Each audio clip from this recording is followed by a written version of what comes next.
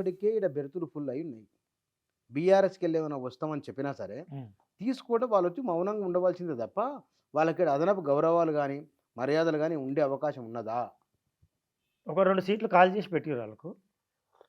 Okay. ఉంటది ఒకరు, ఇద్దరు. అయితే ఇక్కడ మనం గమనించాల్సిందేంటంటే ఏది మంత్రివర్గంలోకా? చెప్పలేము after elections, MP elections. Okay. ఇప్పుడు ఏం జరుగుతుందంటే ఒక కారణము ఎంపీ ఎలక్షన్స్ నెక్స్ట్ అగ్ని పరీక్ష. ఎవరికి? అందరికి. రేవంత్ రెడ్డికి అగ్ని పరీక్షనే, బీఆర్ఎస్కు ఎప్పుడైతే అధికారం కోల్పోయిన టీఆర్ఎస్కు మరింత అగ్ని పరీక్ష. ఆ ఉనికిని కాపాడుకోవాలంటే ఎన్నో కొన్ని సీట్లు సాధించాలి.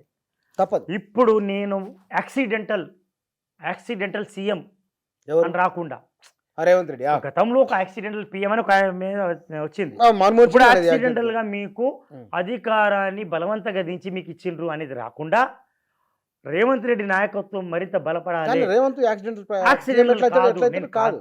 ఇప్పటికీ వాళ్ళు అంటున్నది ఏంది? యాక్సిడెంటల్ అంటలే నేను ఎక్కడి నుంచి అదృష్టం కలిసి వచ్చిందని అనొచ్చునేమో కానీ ఆయన పని చేసిండు, గ్రౌండ్ లో తిరిగిండు. గ్రౌండ్ నాయకుడే, నేను కాదనలే. ఇప్పుడు ఏమైంది పరీక్ష?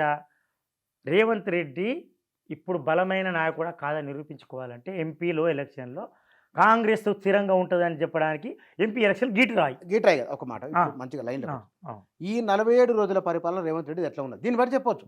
ఎన్ని పబ్లిక్ మూడ్ ఎట్లా ఉంది అనేది కాంగ్రెస్. మనం అట్లా చెప్పలేము. ఎందుకంటే చెప్తామంటే 47 రోజులలో 47 రోజులలో చాలా మిక్స్డ్ ఒపీనియన్స్ ఉన్నాయి. 3 అడుగులు ముందు 3 అడుగులు వెనక్కు. ఎట్లా అంటే అడ్మినిస్ట్రేషన్ బాగా చేయాలన్న తపన కనబడుతుంది. దాని అనుకూలమైన పరిస్థితులు గ్రౌండ్లో లేవు అనే పరిస్థితి లేవనేది కాదు కానీ గ్రౌండ్లో పరిస్థితులు బాగా లేవు. ఇప్పుడు ఒకటే ఎగ్జాంపుల్, ఒక పిండి మనకు 10 రొట్టెలకు సరిపడే పిండి ఉండే దాన్ని 20 రొట్టెలు చేసిండ్రు టీఆర్ఎస్ వాళ్ళు అని అంటున్నారు. వీళ్ళు 100 రొట్టెలకు హామీలు ఇచ్చిండ్రు. అంతే పిండి ఉంది ఇప్పటికి కూడా, ఇంకా తక్కువ ఉందని అంటున్నారు. దాన్ని 100 రొట్టెలు చేయాల్సిన బాధ్యత వీళ్ళ మీద. అయితే పిండి తేవాలి, పిండి దావోస్ నుంచి చేస్తారా, ఇంగ్లాండ్ నుంచి చేస్తారా, ఆక్లాండ్ నుంచి చేస్తారా? ఉన్నదాన్ని పెడుతున్నారు. బుచ్చన్న, అధికారం వేరు, అధికారంలో రావడం వేరు, అధికారం నిలబెట్టుకోవడం వేరు. రేవంత్ రెడ్డి లో ప్రొఫైల్గానే పోతున్నాడు. ఎక్కడ కూడా అధికార మదాంతంతో నేను పోతలేదు. ఒక సిస్టమేటిక్గా వ్యూహాత్మకంగా అడుగులు వేస్తున్నాడు అన్నప్పుడు మిక్స్డ్ ఒపీనియన్ అనుకున్నా సార్. ఏదో చేసే తపన కనబడుతున్న పేరు వచ్చిందా?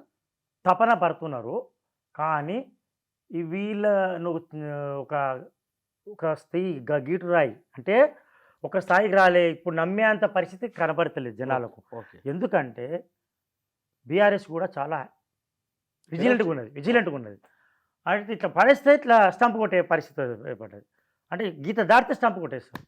ఆ పరిస్థితుల్లో రేవంత్ రెడ్డి చాలా కింది నుంచి మీరు అన్నట్టు యాక్సిడెంటల్ కాకుండా స్టెప్ బై స్టెప్ వచ్చింది కాబట్టి ఇప్పుడు నేను సీఎంను, నేను బలమైన అధికారాన్ని కాపాడుకోగలుగుతా అనడానికి ఎంపీ ఎలక్షన్లో ఆయన తన సత్తాన్ని నిరూపించుకోవాల్సిన పరిస్థితి ఏర్పడ్డ క్రమంలో ఈ సీట్లు సాధించే క్రమంలో మైండ్ గేమ్ ఆడుతున్నారు వీళ్ళు. ఎట్లా మైండ్ గేమ్ అంటే బీఆర్ఎస్ బలహీనపడ్డది, బీఆర్ఎస్లో ఉన్న వాళ్ళంతా మా పార్టీలోకి రావడానికి సిద్ధంగా ఉన్నారు, కానీ మేమే వాళ్ళని వద్దని చెప్తున్నాము. ఒక ఎగ్జాంపుల్ చెప్తా. సపోజ్ సబితారెడ్డి ఉన్నది, మాజీ మంత్రి సబితారెడ్డి, మహేశ్వరం ఎమ్మెల్యే. ఆయన కొడుకు కూడా కాంగ్రెస్ నుంచి చేవేళ్ళ నుంచి నిలబడి ఆయన పుకారు వస్తుంది ఒకటి. అక్కడ చేవేళ్ళ నుంచి ఎంపీ సీటుకు సరైన అభ్యర్థులు లేరు, ఆయన కూడా రావచ్చు అనేది.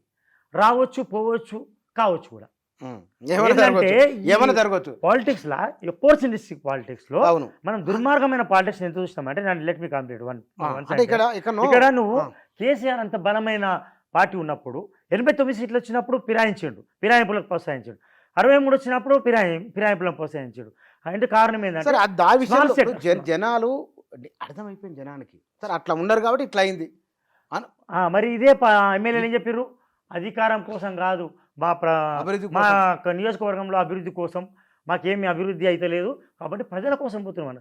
సేమ్ మళ్ళీ వీళ్ళు చెప్తారు. ఇప్పుడు ఈ 47 రోజుల పాలనతో లోక్సభ ఎన్నికలు పరీక్ష అనుకున్నాం కదా, రేవంత్ రెడ్డి ప్లస్ అవుతుందా? ప్లస్ కావచ్చు. ఎందుకంటే ఇప్పుడు బీఆర్ రామ్లాల రాజకీయం వచ్చింది. అంటే రామ్లాల రాజకీయం వచ్చింది మొదటి నుంచి కూడా మన సర్వే చేసినప్పుడు ఉన్న వాస్తవం చెప్పాలంటే సెంట్రల్లో వచ్చినప్పుడు స్టేట్లో 2 పార్టీలు బీఆర్ఎస్కు ఆల్టర్నేట్ ఏది అనుకున్నప్పుడు కాంగ్రెస్ ఆల్టర్నేట్ అనుకున్నారు. సో ఇప్పుడు సెంట్రల్ లెవెల్ ఎలక్షన్స్ ఇవి. ఇక్కడ బీఆర్ఎస్ ప్రాధాన్యత తగ్గిపోతుంది. ఇక్కడ 3rd ప్రయారిటీ అవుతుంది. కష్టపడి గెలవాల్సి వస్తుంది. ఇక్కడ 2 నేషనల్ పార్టీస్. ఏ నేషనల్ పార్టీ నేషనల్ ఇంటగ్రేషనా లేకపోతే నేషనల్ పార్టీకి ఆల్టర్నేట్ పార్టీ రావాలని అనుకుంటారు జనాలు. ఈ 2 పార్టీల మీద కాన్సన్ట్రేషన్ ఉంటుంది. మనం సర్వే చేసినప్పుడు కూడా జనాలు ఏం చెప్పిండ్రు, ఈ ఎలక్షన్ వేరు సెంట్రల్ ఎలక్షన్ వేరు అన్నారు. స్లైట్గా ఇప్పుడు గతంలో కంటే ఇప్పుడు బీజేపీకి అడ్వాంటేజ్ ఉంటుంది. అడ్వాంటేజ్లో రామ్లల్లా రాజకీయం ఒకటి వచ్చింది. ఆ రామ్లల్లా బాలరాముడు రాజకీయం వచ్చింది, మళ్ళీ అయోధ్య రాజకీయం వచ్చింది. అది ఇంతవరకు ప్రభావం చెప్తుంది అనేది కలవర పెడుతుంది ఎవరు కాంగ్రెస్ను, అట్ ద సేమ్ టైం బీఆర్ఎస్ను. కాంగ్రెస్కి ఏముంది, రేవంత్ రెడ్డి అనే బలమైన నాయకుడు. ఇప్పుడు మనం చూస్తున్నాం, ఇప్పుడు మహబూబ్ నగర్ అండ్ చేవెళ్ళ రంగారెడ్డి ఆయన మొత్తం తీసుకుంటాడు, ఆయన ఇన్ఛార్జ్ అంటుండు. ఆయన ఇన్ఛార్జ్ తీసుకుంటే అక్కడ ప్రభావం వేరే ఉంటుంది. ఆయన అందరినీ పులప్ చేయగలుగుతాడు. అదొక అడ్వాంటేజ్ ఉంది. రెండోది బీజేపీ వాళ్ళు ఈ రామ్లల్లా ఈ వచ్చిన ఈ అడ్వాంటేజ్ని ఏ విధంగా తీసుకుంటారు, మళ్ళీ ఇప్పుడు వాళ్ళ కళాల కుంపటి అట్నే ఉంది, వాళ్ళకు సెల్ఫ్గా ఇంకా నడుస్తూనే ఉంది, నడుస్తుంది. కాబట్టి వాళ్ళు ఎంతవరకు ఉపయోగిస్తారని తర్వాత విషయం. ఇక్కడైతే రేవంత్ రెడ్డి కొంత అనుకూలించవచ్చు.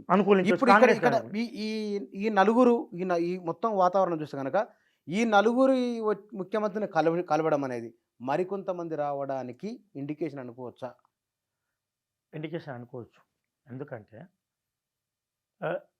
మా ఎమ్మెల్యే ఉన్నాడు ప్రకాష్ గౌడ్, ఆయనకి ఏముండదు, ఆయనకు పెద్ద ఫీలింగ్స్ ఏమి ఉండవు, న్యూట్రల్గా ఉంటాడు. ఎప్పుడు న్యూట్రల్గా ఉండి ఏమంటాడు, ఎప్పుడైనా ఆయన ఫిరాయించవచ్చు. ఆయనకి ఇప్పుడు అటువంటి సమస్య ఉంది కాబట్టి మనకు ఫిరాయించే అవకాశాలు ఉంటాయి. సో నేనేమంటున్నా, అటువంటి వాళ్ళు చాలామంది అనుకూలంగా ఉంటుంది. అట్లా న్యూట్రల్ ఉన్న వాళ్ళు చాలామంది ఉన్నారు. ఇప్పుడు సవితారెడ్డి ఫ్యామిలీతోని రేవంత్ రెడ్డికి సన్నిహిత సంబంధాలు ఉన్నాయి. రేవంత్ రెడ్డి ఏ రోజు కూడా వాళ్ళని విమర్శించలే. పైగా లోపాయకార ఒప్పందాలు చాలా రకాలుగా ఉన్నాయని ఒక డౌట్. ఆపరేషన్ ప్రచారం ఏముంది, ప్రచారంలో కొంత నిజం ఉంటుంది. కోవర్ట్ ఆపరేషన్స్ అప్పట్లో ఎర్రవల్లి దయాకర్ ఎట్లా కోవర్ట్ ఆపరేషన్ చేసిందని రేవంత్ రెడ్డి అన్నాడు. ఇక్కడుండి కూడా బీఆర్ఎస్లో కూడా కోవర్ట్ ఆపరేషన్ చేసే వాళ్ళు ఉన్నారు. ఇప్పుడు ఎగ్జాంపుల్ ఏంది, బండి సంజయ్కి పెద్ద అవసరం లేకున్నా ఆయన కాంగ్రెస్ను కూల్చే కుట్రలు జరుగుతున్నాయి అన్నాడు. ఆయన కుట్రలు జరుగుతున్నాయి అనేది బలం ఎవరికి, రేవంత్ రెడ్డికి బలం చేకూరుస్తుంది. అది రేవంత్ రెడ్డి ఏమన్నాడు, నా పుట్టలో ఎలాడితే కుట్టకపోతే ఊకోను,